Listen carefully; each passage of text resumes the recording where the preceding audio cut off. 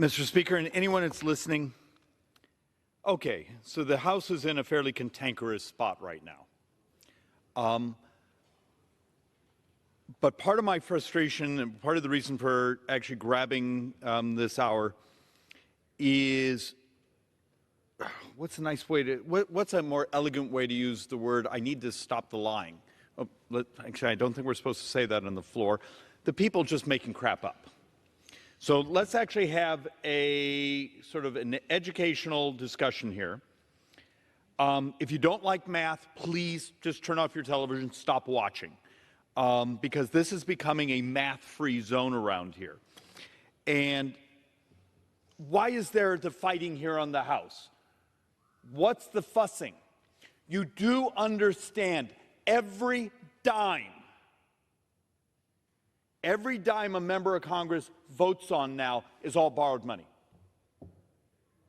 There's a very good chance, and we'll know actually next week when the final Treasury data is posted, that for this fiscal year, the 2023 fiscal year, which ends this weekend, we will borrow, and I'm sorry, but this is how you need to think about it. We will borrow functionally 9% of GDP. So 9% of the entire economy will be just the borrowed money, not the spent money, the borrowed money. We are hitting numbers that should be terrifying.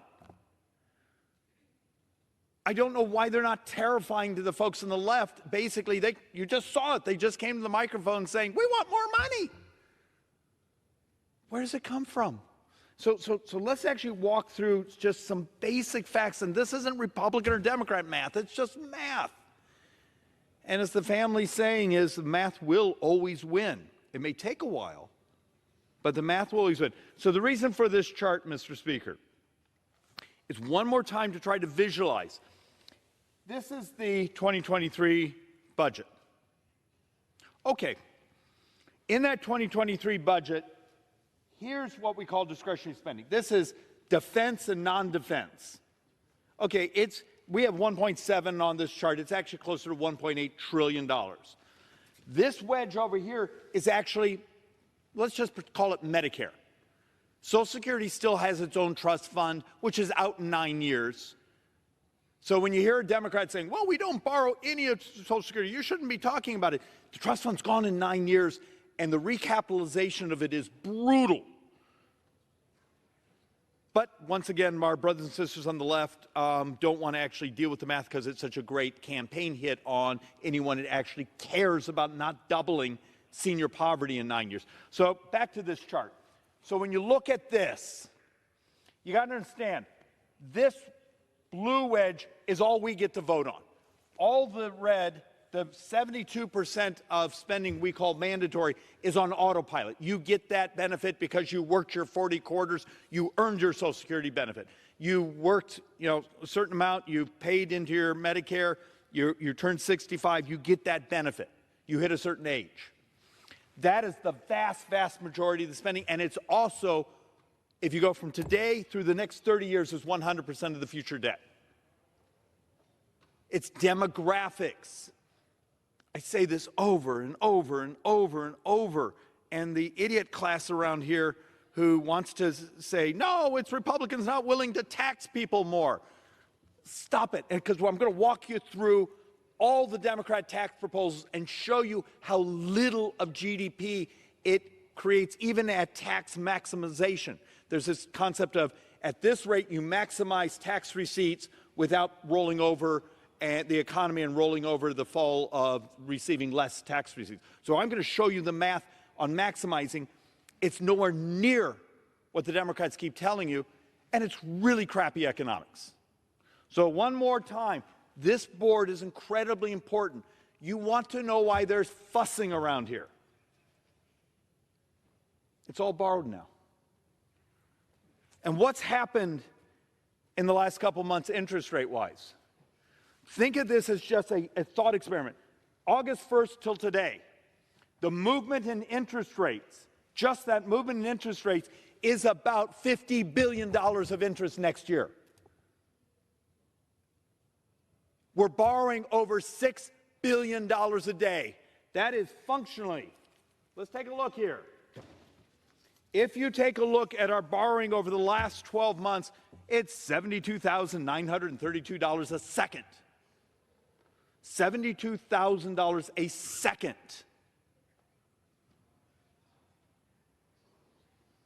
And that's why the idiocy here of people who say, well, I'm going to save $1 million here. That's real money. Great. But let's see, if you're borrowing $72,000 a second, that's how many seconds did you just cover? You know, the $300 million that was stripped out one of the bills. Okay, fine. But it's 57 minutes of borrowing over an entire year.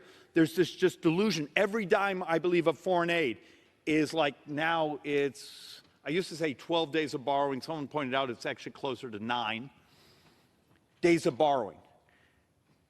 Because we in the political class, math is hard. Our audiences often don't want to hear it because it doesn't satiate the feelings. We make public policy now by feelings, not a calculator. And so you have a world now where you get up and say, hey, it's demographics, we got old, it's healthcare costs are the primary driver of debt, and they look at you and go, no, it's waste and fraud and foreign aid. And you show the little chart that says, okay, I can get maybe a couple weeks of borrowing eliminated. What would you like to do with the rest of the year? And people just look at you in daggers. And then you have the left who just makes crap up. And I don't think it's meant to be evil. I think it's just that you get something in your head and you repeat it over and over and over and over, and the math is delusional. So I'm going to walk through some boards here. When we get to them, some of these are really complex, but I'm going to do my best so they make sense.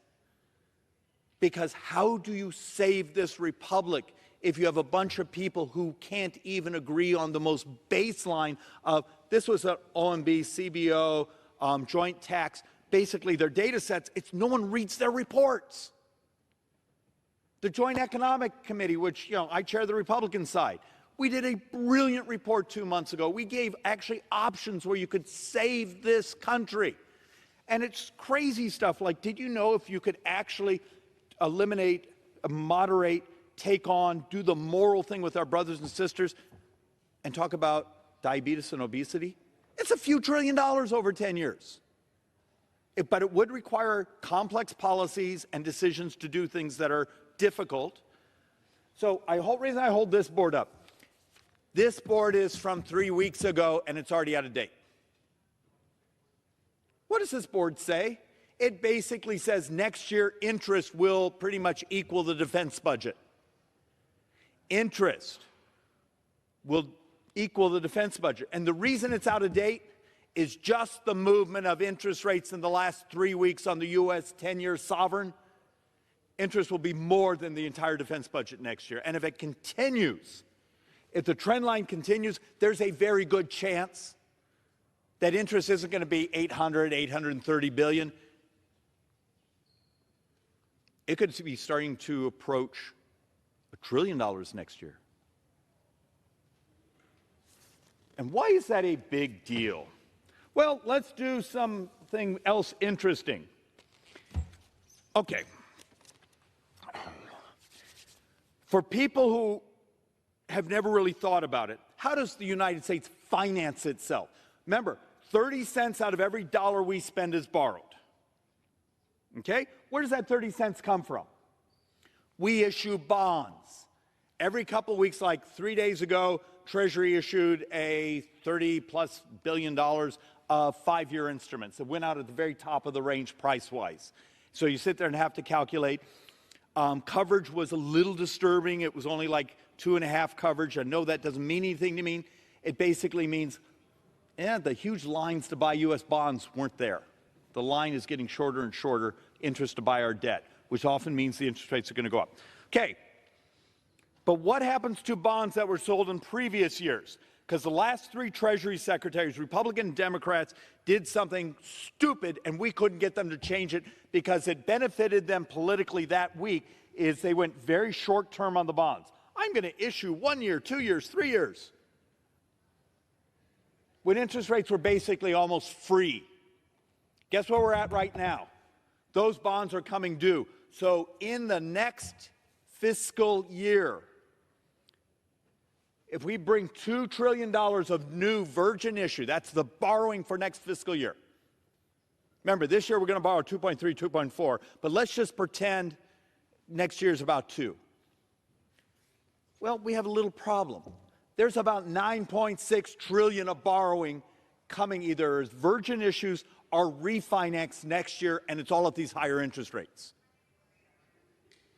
Your government is functionally an insurance company with an army and a budget problem.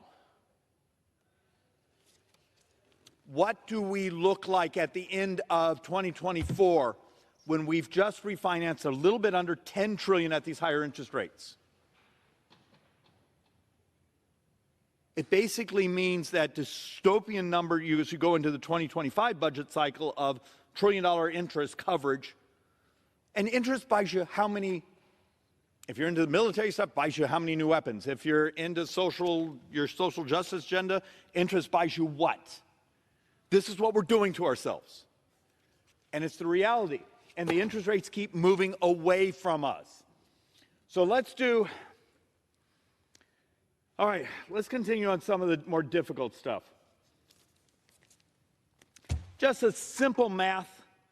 We're going to spend some time talking about how do you fix things when you can't even get the other side that you need. We have to do this together. It's complex. It's hard. And it's politically brutal because this place has functionally lied to the public for decades. So let's use the most optimistic, and I believe these numbers one side of these numbers are absolutely wrong. It's basically saying, hey, next year, the projection months ago was, hey, the 2024 budget year was only going to borrow about 1.7 trillion. I think that's wrong. I think we're going to 2, but let's just say it's the 1.7. Let's say we did the most confiscatory tax ever. We basically took every American, you make $500,000, every dime you make above that, we take all of it. Every dime belongs to government. And people keep working. The basketball player, the scientist, the entrepreneur just keeps working. They don't basically say, well, I made my $500,000, government's going to take every other dime, I'm just going to keep working and paying it all into government, which is a fantasy. That's not how economics work. But let's just, for a math experiment, let's say we're going to confiscate every dime of people over $500,000. You raise about $1.5 trillion. Okay. Did I mention the borrowing from CBO months ago was projected to be 1.7? You can't even cover the deficit if you had a fantasy number of taking every dime of those high-income earners. And yet, I will show slides like this at certain town halls where I have a number of Democrat activists, and they look at you going, well, that's Republican math. No, actually, I think this one came from Cato, but I have some that are from OMB, CBO, progressive budget priorities. It's all the same. We're living in a mathematical fantasy world.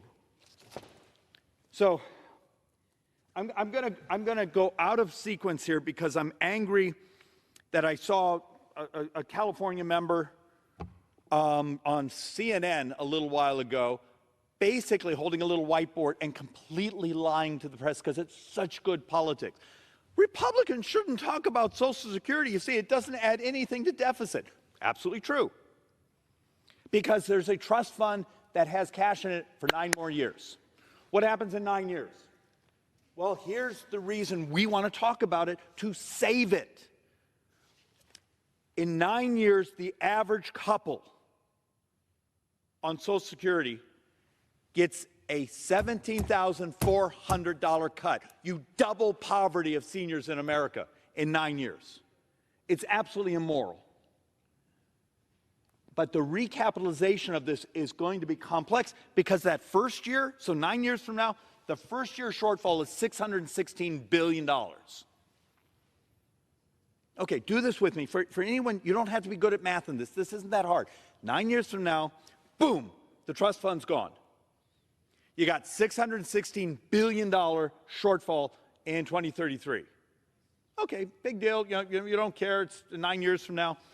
But here's the Democrats' policy. We're just going to raise taxes on those who make $400,000 and up. So the Democrats' piece of legislation is $400,000 and up, you're going to pay the 12.4% FICA tax. All of it. Great. Okay. Raise the taxes, every dime, you get no benefit from it. Let me slow down, let me explain. Today, you pay your FICA tax up to, what is it, $160,200, and then it stops. You don't pay the Social Security tax on above that because you don't get any benefit for it. So you create this donut hole under Democrat policy and saying, well, then you start paying the tax again when you hit 400,000. Okay?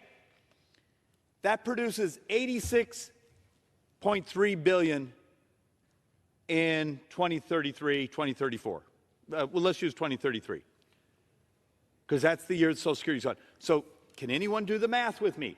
86 billion of new taxes, 616 shortfall. Anyone notice a math problem? You're covering 1/7 of the shortfall. And that's the Democrats' solution. So let's actually do the more grand one. I'll get people say, well, David, we'll be just fine. Just eliminate that cap and make people pay the full 12.4% Social Security tax on every dime. For a person that makes $1 billion, they pay it on that. Okay. And they get no benefit. No benefit for those higher taxes. Okay. And people say, and that solves the problem. And then you show them this. Remember, the first year is $616 billion shortfall. Eliminating the Social Security cap produces $164,700. You're basically covering 20% of the shortfall. And this is the Democrats' grand solution. This is why, for those that own a calculator around here and have a soul of not wanting to double senior poverty, we're willing to get the crap kicked out of us by the activist left saying, but you're talking about Social Security, you're not allowed to do that. We're trying to save it. We're trying to save it because you have people manipulating you and lying to you about the math. This is immoral. In 9 years, you double senior poverty in America, and their solution only covers 1/7 or 20%. This is what you've been given. And then you wonder why there's friction. What if you have friction because some people want to tell great stories and some people actually like to save the country? So let's walk through a few more of these. Mike, if you're bored, you're welcome to join me. Okay. All right. Either you can stand here with me. Okay. Mike Kelly, for everyone, Congressman from Pennsylvania, he is my senior, so he sits to my left in Ways and Means, which annoys me because we need to explain a part of the inside joke. In Congress, there's only one committee that's solely by seniority, and it's called the Ways and Means Committee. And so when people to your left retire, quit, go away, you move up. If they're on this side, that makes no difference to your life. And you're senior to me, so I love you. But Mike Kelly also chairs the tax subcommittee. And Mike, this is one, I was trying to do something that was a little, because no one else has been willing to do this math. So our brothers and sisters on the left keep saying, we'll tax our way out of the crisis. So we did a simple, the first chart, I was trying to be somewhat brutal, saying, okay, tax revenues versus expected deficits under different wealth models. So basically, we bad some debt saying, okay, here's actually the deficit. This was the baseline deficit number. And here's what you got. So the Sanders wealth tax. Now understand, it's probably unconstitutional. This is where they would take and come in and say, we're confiscating, even though this isn't your income, we're confiscating some of your wealth.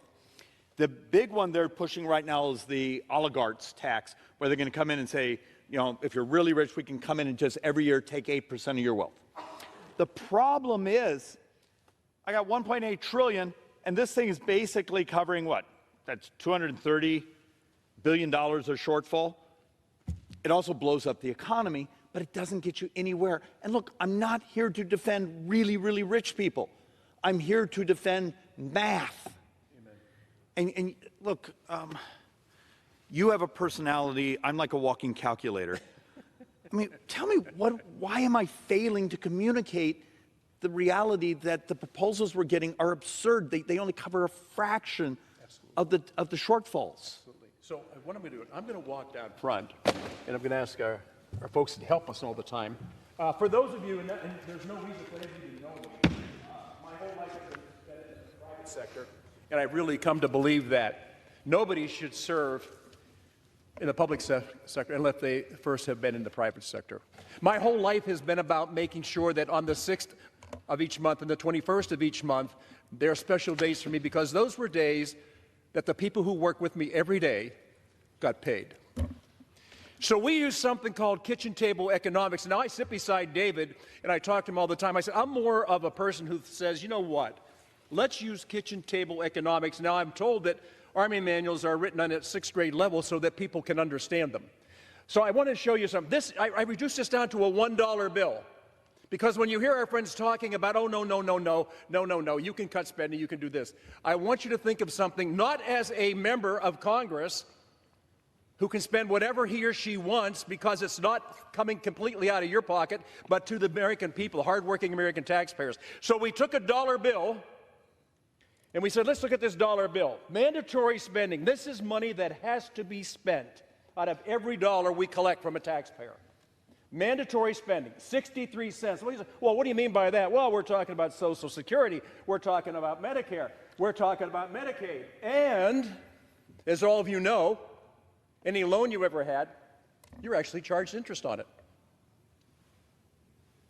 10 cents of every dollar. And this year, that represents $663 billion just to pay for the interest on our debt. That leaves us a whopping 27 cents out of every single dollar we collect from you. And this is the important thing. I am so fed up with elected officials talking about what they've done for you. They do nothing for you. Every single thing we do in this country is paid for by a taxpayer or a debt that you co-signed that you didn't know about. Now, I told you a little bit of my history. I'm an automobile dealer. Most people, 97% of the people that we sell a car or truck to, borrow money to pay for that car or truck. They sign their name to a contract. And we take great time to explain to them exactly what is expected of them. Now, so I told you this, 63 cents goes for Social Security, Medicare, and Medicaid, 10 cents on each dollar just to pay our debt down, $663 billion. That's why I wanted to reduce it down to kitchen table economics. This is what's happening to your dollar. Now we have 27 cents that we can spend any way we want. And what does that mean? Well, that includes transportation, education, defense, and other programs. So let's take a look at the 27 cents of our budget, of our revenues that we have left to spend.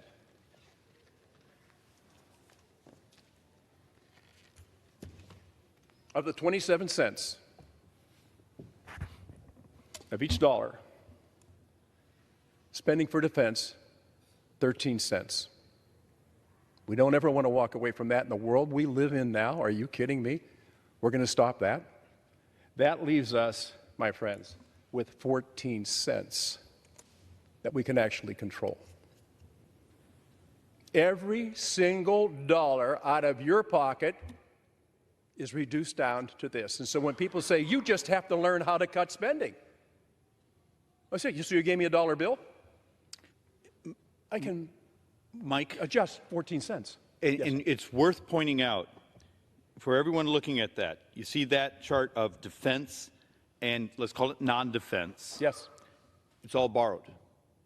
Every dime of that today is on borrowed money, yes. plus another $400 billion of the mandatory. Yeah. And I think that's actually what so many of our brothers and sisters around the country don't understand. it's so out of whack now because look, the number one growth is healthcare costs, but that's sort of on autopilot because every time we try to fix it, the lobbyists, the Democrats lose their minds, and we're just trying to save the country. So we end up having the fights that are going on right now over that 14 cents. And look, there's waste, there's fraud, there's things in there we need to fix, but it's a fraction of the budget, and it's all on borrowed money, which adds the additional stress of there is a morality of squeezing everything we can out of it. Well, David, and you and I, because we sit beside each other every day and we keep, I'm honestly, these are things that keep me up at night. In another month, my wife and I will be celebrating our 50th anniversary. I don't know what she was thinking of. All I did was ask. She said yes, and then for half a century we've been going at this. But so we have 10 grandchildren, 10 grandchildren. And I'm constantly asked by people, how can you be so responsible when it comes to spending our tax dollar? I said, well, we don't want to be irresponsible. David and I sit there, and I got to tell you, sitting beside him is hard because he has so much going on in his head at one time. It's like a calculator, and I keep going back just to the basic. The 14 cents, David. So in other words, you're telling people the truth, I drive you nuts. Social services, natural resources, science, space, and technology, and other programs. We are down to the very 14 cents of a dollar. And this is a dollar that you paid, by the way. This is out of your taxes. Well, they're paying the interest on it now. Oh, well, the interest is 633 or 663 billion on what we owe. 800 billion next year. Yes, and it keeps growing, and it keeps growing, and it keeps growing. No responsible person would ever sit back and work this model. The greatest country, the greatest nation the world's ever known, the wealthiest nation the world's ever known, has been totally irresponsible in the way she has spent her money. And it wasn't done by her. This incredible group of people that sit down here, and remember I said this to begin with, I don't believe anybody should serve in public office until they've been in the private sector. I myself have been in situations on the 6th of the month and the 21st of the month where I made sure every person that worked at the dealership got paid. There were many times I did not pay myself because I didn't have enough money to do it. And the point I think we keep trying to make is that when are we going to wake up to what is going on? This is a titanic moment for our country. And the reason I say that is because the Titanic went full speed ahead into an iceberg. And what did the captain of the Titanic see? Just a small part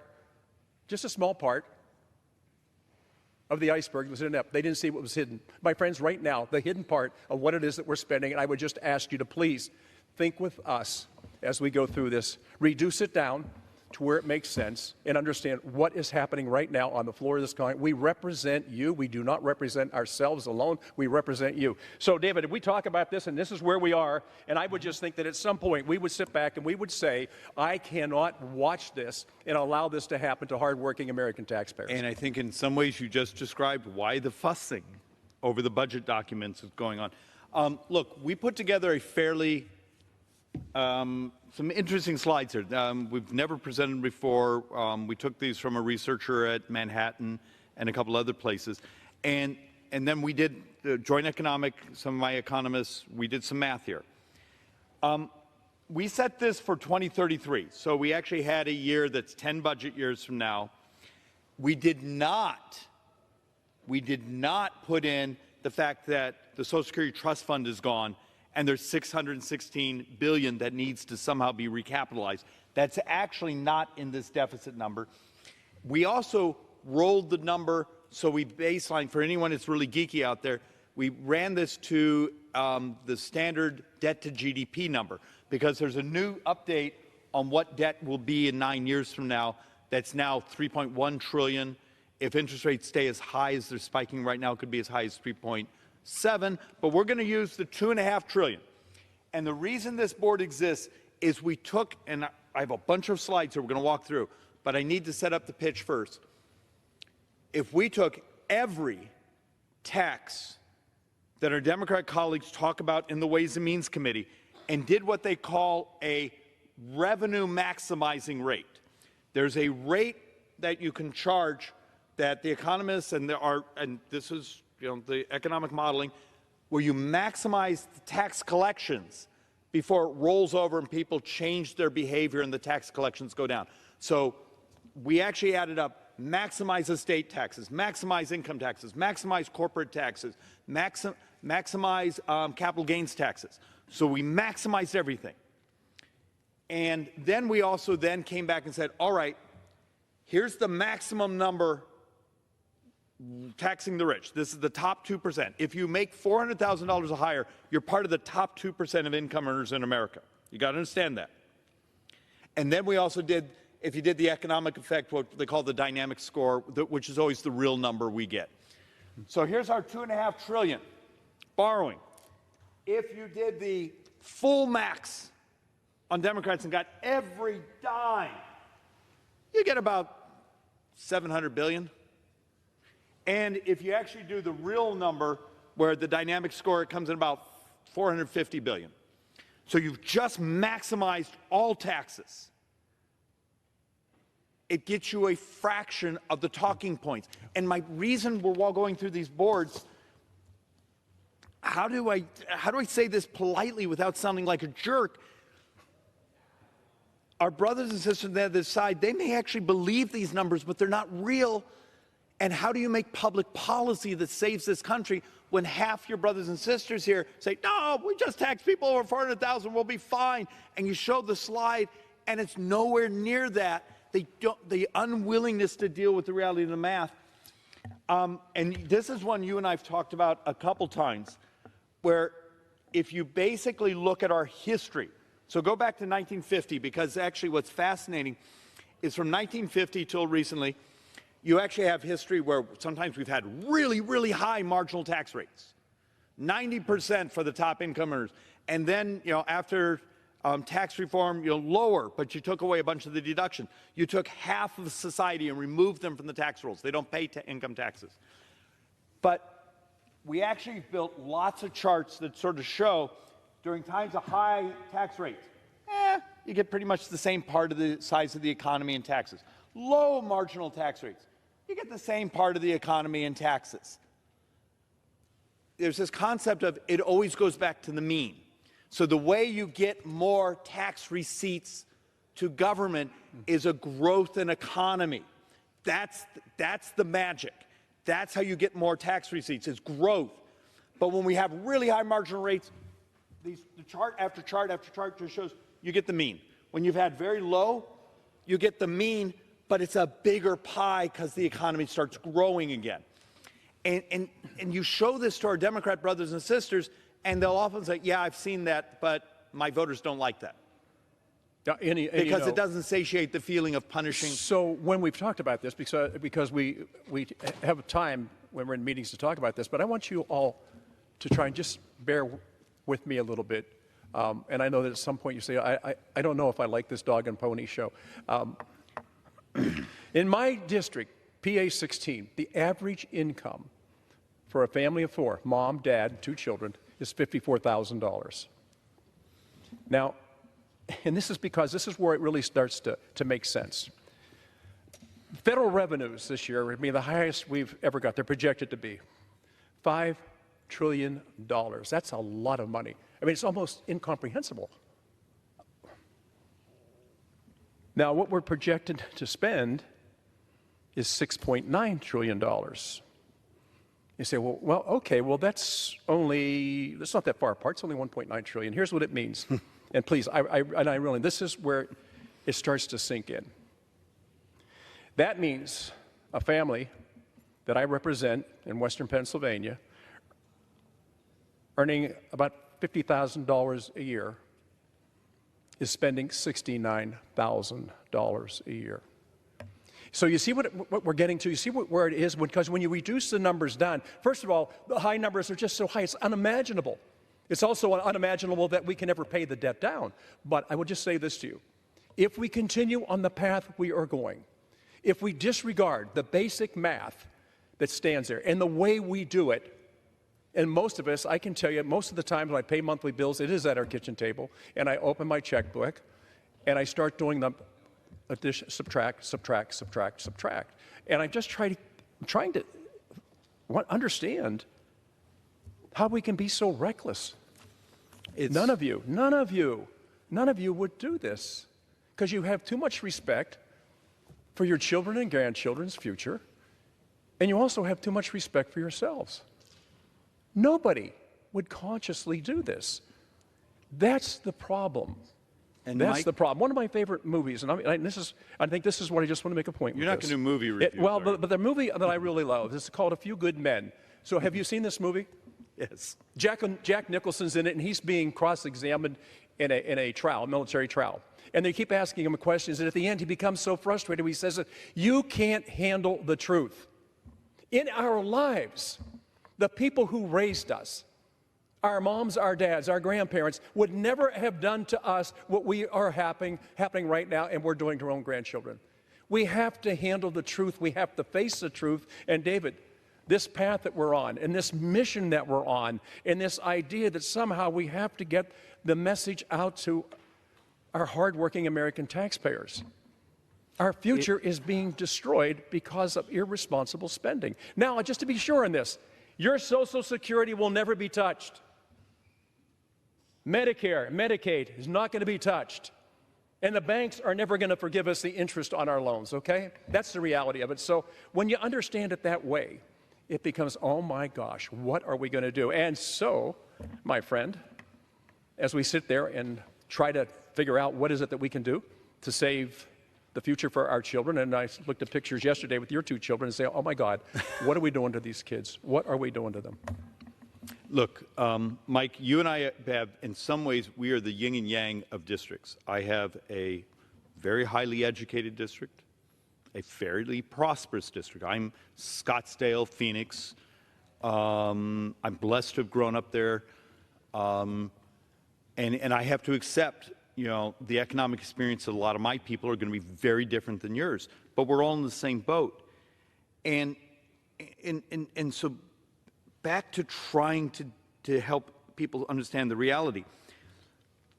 I do need to amend something you're saying, though. And we used to talk here that this debt is an existential risk to our grandkids. I'm sorry. It's a risk to your retirement. There's the reality of math.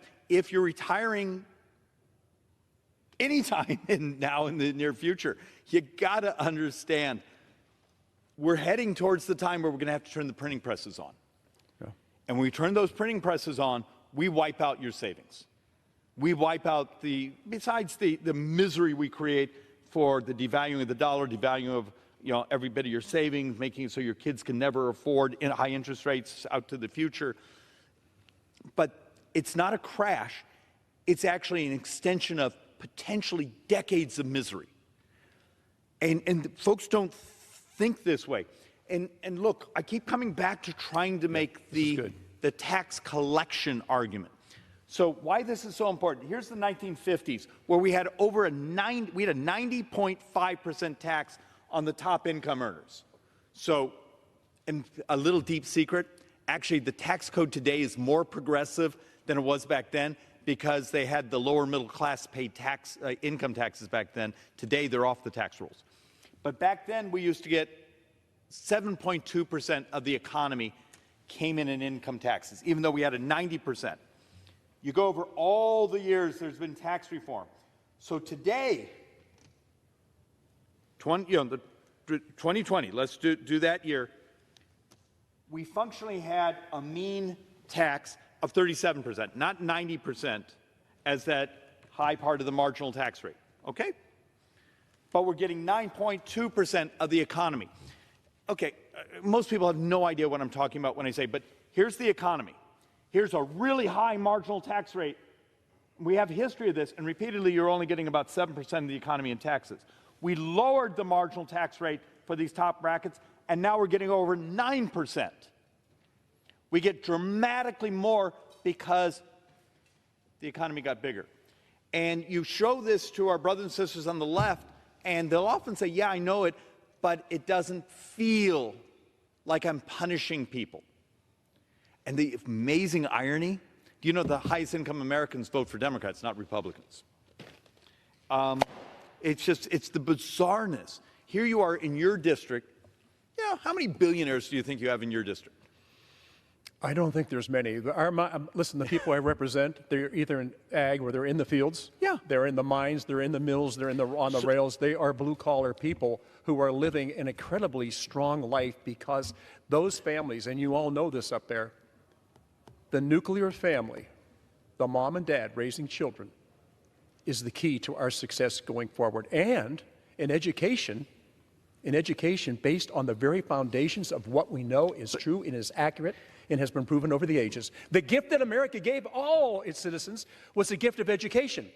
But sometimes you look at it and say, and honestly, you and I can talk all day. I want you all to understand, and I wish the gallery was full. I really wish the gallery was full.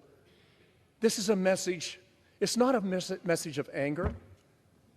It's a message of hope. We have got to change our spending. We just cannot sustain this irresponsible trajectory. Look, there's a path where this works, and I want to double down on something. I want to make it perfectly clear. We're not defending rich people. We're not defending poor people. We're not defending the middle class. We're just trying to tell the truth. This is how it works. Yeah. That this is about a society that prospers. Prosperity is moral. And we first need to shut down the excuses for not actually doing anything, saying, oh, don't worry, we'll just take those 400,000 and take, fine. Okay, do it, fine. Democrats, do it. You had all sorts of chances to do it before this session, but they knew the math was a fraud. But it's great talking points because they can get on MSNBC or CNN and say, way off, just do this and we'll be fine. And it's not true. And doesn't seem to be a reporter in this city who owns a calculator. They won't touch it. And look, this is one you and I have actually touched on. It was what happens when you have really high capital gains rates or really low capital gains rates. It turns out when you've raised capital gains rates really high, like some of our Democrat proposals, you actually get less revenues. And we have charts of this going back to '54 when we started to play with some of those rates. So this is why, back to that concept, I'm going to show some numbers here when we get ready to close, that if everything was at revenue maximizing, whether it be capital gains, whether it be estate, whether it be income, even corporate, you take a look and you're only going to get about 1.5% of the economy of additional revenues, additional receipts. This year we're borrowing 9% of the entire economy, just this year. And there's why the elegance of really good pro-growth tax policy, and then doing some of the things I've been on this floor dozens of times, you and I have talked about for a couple of years now. There's things you could do to crash the price of healthcare, the adoption of technology, the taking on something that's very uncomfortable, take on obesity, take on diabetes, take on the things that are both killing our brothers and sisters. Remember, the last 4 years, life expectancy in America has gone down. In a decade, next decade, we have more deaths than births in America. How do you help people understand it's beyond just those of us who are math and budget geeks? The morality is what you talk about. That's why I was asking you to come share this time with me. I need someone like you who's able to talk to people's hearts, because sometimes I don't think I do it well. I sound like an accountant on steroids. The morality of opportunity, the morality of prosperity, the morality of our brothers and sisters, and I don't care if you're on one of my tribal communities, your rural communities, an urban community, take a look at the statistics of our brothers and sisters who are dying of diabetes and other diseases when we actually can have incredible impact of having them be healthy. How do you get this body to see sometimes great math is also great morality? Yeah. So I would just pose this for those of you that have been watching this. Are we making sense? If we're making sense, could you please raise your hand? I mean, does this make sense to you about what we're talking about or what we're doing with your dollars? No, it doesn't make sense. And we can't have the interaction. The only thing I can tell you is... You're not allowed to actually see them react to you. Yeah, okay, well... But this is their house. We just happen to represent them. This is your house. You know that. Everything that goes on in this house is being done by people who are voted in to represent you, not represent themselves, but represent you. And so that's why I ask, if it's not making sense, we need to know, because I've got to tell you, it makes no sense to me at all of what we're doing, not only to our future, but to our present. And if we can't grasp what's happening right now, and that's why I talk about the kitchen table economics. If I can reduce this down to a $1 bill, that I would hand you a $1 bill and say, oh, by the way, that first 73 cents, give back to me. Now, you can keep the 27 cents, but then I'm going to take another 13 cents out of, so you really get down there, it's so small of what it is that we can control. And in your own lives, you know, if you have a mortgage payment come due, if you have a car payment come due, if you have health care costs come due, you can't walk away from that. And at some time or other, a lender's going to say to you, you know what, we'd love to help you, but we can't. The math doesn't work. It's not good for you. So, David, because when we talked about this the other day, the real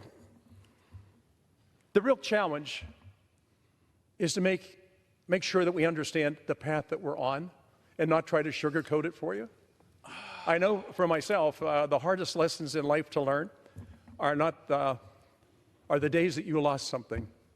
And I think all of us at one time or another, I wish I could go back and one day have time to sit across from my mother and father and thank them for what they did for us, my grandparents, and thank them for what they did for us, and say, I can't thank you enough for what you did for us. I'm just so disappointed that we haven't performed as well as you have had, and that made it possible for us to enjoy the most incredible country the world has ever known, a nation of people that is so diverse.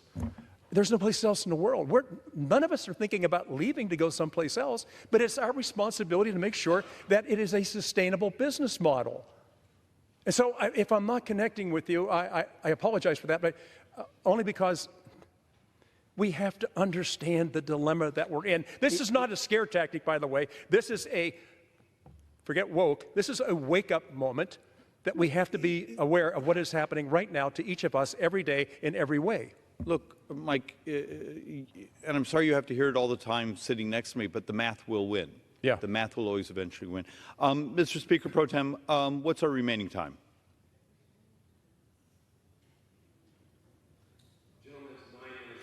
Excellent. Thank you, Mr. Speaker Pro Tem. Mike, I'm going to run through a couple boards real quick. Please do. It's going to be a little thick, and I'm going to do them quick, and we will put these up on the website.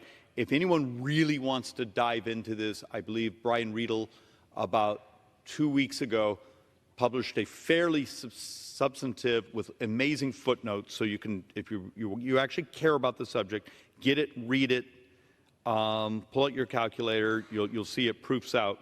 So let's just, I'm going to blow through this real quick and then sort of help people understand why is some idiot on the floor of the House walking people through, you know, maximum sustainable revenue calculations. And I'm trying to make a point, there isn't an easy fix here.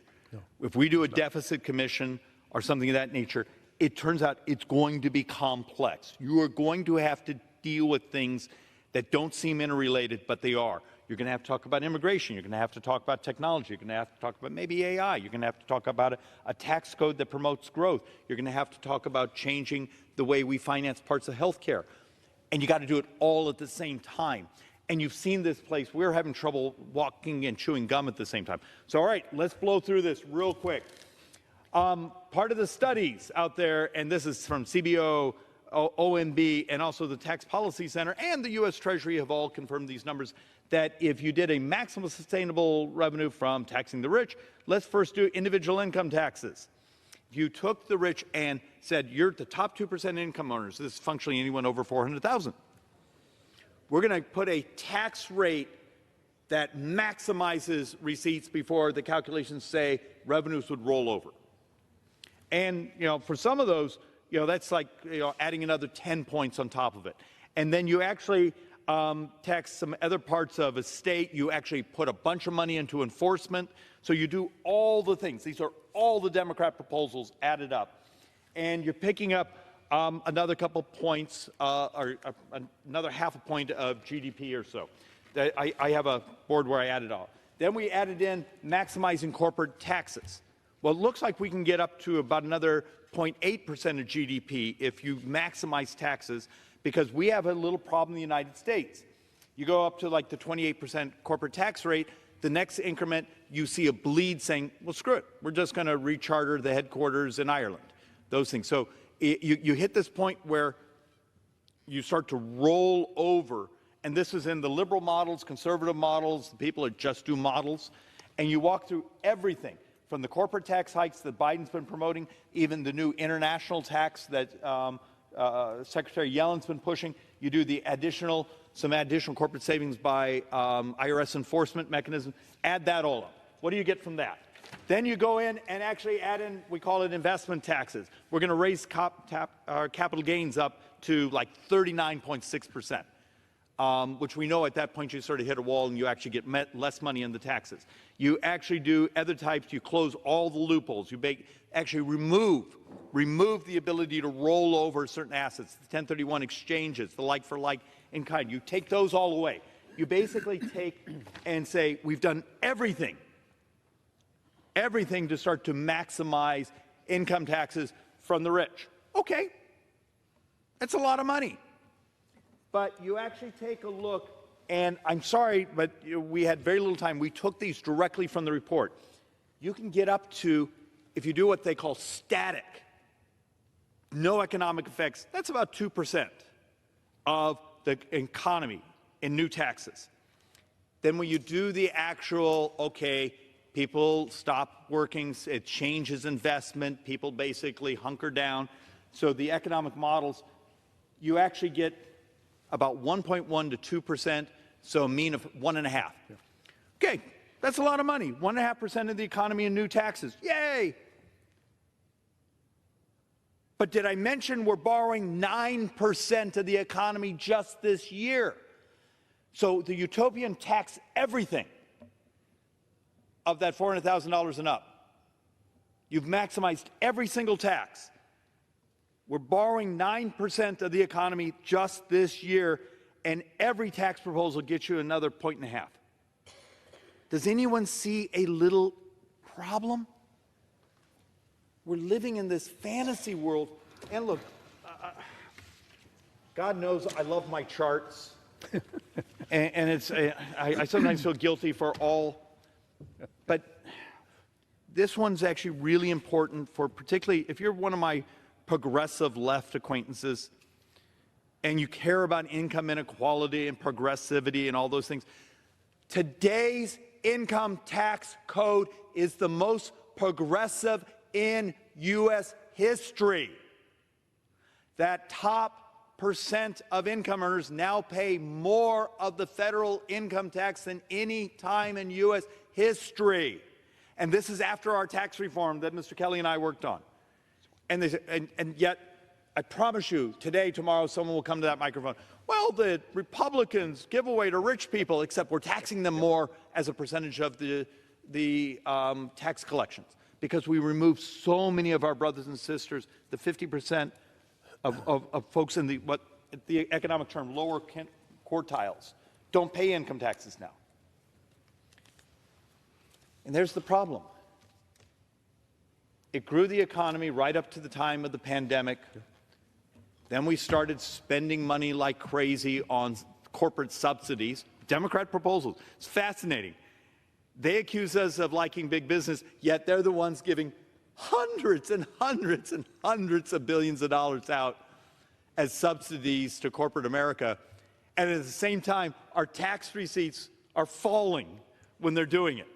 It's the weirdest economy you've ever seen. It basically shows modern monetary policy, their Keynesian economics have fallen flat in their face. Last board, even when you start to do the adjustments for, they call income inequality, you normalize those. Just want to make sure. We have a more progressive tax system today than we've ever had before. And when a member of Congress looks at you in the eyes and says, well, we're just going to tax people over $400,000, that solves the problem. I showed you the boards. It doesn't come close to solving the problem on saving Social Security in 9 years. It's only 1.5% of GDP when we're borrowing 9. is there anyone, Mike, I mean, you've been here longer than I have. Do we have anyone we work with that owns a calculator that's willing to save this country? I'll let you do the close. Well, and thank you for the chance to work with you and for all our friends in the gallery. This is called the People's House because it is truly your house. Anybody that's here was elected. They just didn't walk in and sit down. They take an oath of office to do things in your best interest. And so what we've been trying to go through, and we look at all the different charts, all of you probably have a $1 bill somewhere in your wallet or your purse. I want you to imagine, take this $1 bill, and this is what you actually can control when it comes to the spending. And so when I hear this thing about, well, you just have to cut spending, you just have to cut spending, I said, that's fine. Could you please give me a roadmap of what you want us to cut? And that's not accepted because that's not what's being fed to you. So I've just got to tell you, listen, we're here because of you. We're here for you. I thought the dollar bill was the easiest way to show it because we're all used to that. As I told you, I have 10 grandchildren. This is, maybe you can all relate to this. When our kids were growing up, they liked to go skiing. And in the wintertime, because I'm from Pennsylvania, they came to me one time and said, Dad, can we go skiing? I said, no, I don't have the money to go this weekend. And they said, sure you do. And they went under the bed and they picked out my checkbook that has 3 checks to a page. And my son said, here, you have all kind of money. I said, well, you have to put the money in before you can write the check to take it out. That was a concept that a child didn't understand. And unfortunately, there's too many children representing you here right now that don't understand what is taking place in every American home and with every one of our hardworking American taxpayers. We're here for you. I don't care if you're Republican, Democrat, Libertarian, or just say, I just wish you keep people we stay the heck out of our lives. We're here. We're representing you. I would ask you, please, communicate with the people who represent you to let them know that you're concerned about the way the country is going in the future, not only for our grandchildren and for our children, but also for us. So, with David, I just think that I hope we got through, and if we didn't, please contact us. We are here every day for you. For you. There's no other reason for us to be here other than for you. So I want to thank you. The gentleman from the Commonwealth of Pennsylvania, the gentleman from the great state of Arizona, your time's expired.